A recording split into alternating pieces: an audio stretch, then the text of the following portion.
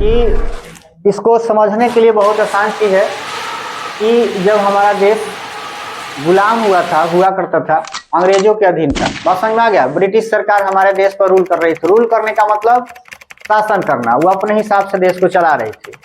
तो उस समय हमारे देश में एक सरकारी सेवा भी होता है, सरकारी सेवा भी हुआ करता था। सरकारी सेवाएं का अधिकतर मतलब हमारे देश के अधिकतर शासन का कार्यकाल जो भी था सरकारी सेवा के अंतर्गत चलाया जाता था, और उसके अंतर्गत आईसीएस हुआ करता था, इंडियन सिविल सर्विसेज।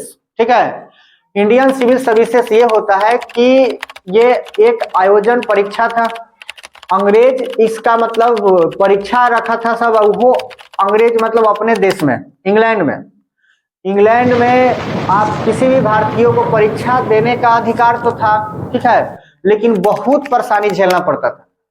कोई भी भारतीय है, कोई भारत का विद्यार्थी है, अगर जा करके आईसीएस की परीक्षा मतलब क्या करता है, भागीदारी लेना पड़ता है, उसको अगर ले रहा है तो उसको सबसे पहले इंग्लैंड जाना पड़ेगा। भाषा सबसे बहुत का पहले का चीज क्या था, कठिन चीज है।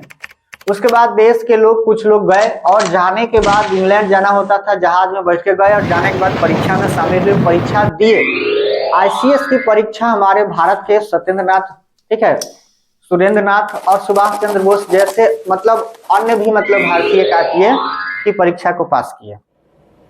अब कहने का मतलब परीक्षा पास कर जाने के बाद भी ब्रिटिश सरकार जो हमारे देश पर अधिकार कर रहा था, किसी न किसी कारण से उम्र का कम बता देना, चाहे भारतीयों का कुछ ऐसा रीजन लगा करके हटा दिया जाता था, क्योंकि उनको ये डर था कि अगर एक भारतीय सरकारी शासन के अधीन में आएगा तो वो अपने देश के हित में ज्यादा कार्य करेगा और हमारे शासन के विरोध में कभी खरा उतर सकता है, क्योंकि वो लोग बखूबी जानते थे ये जो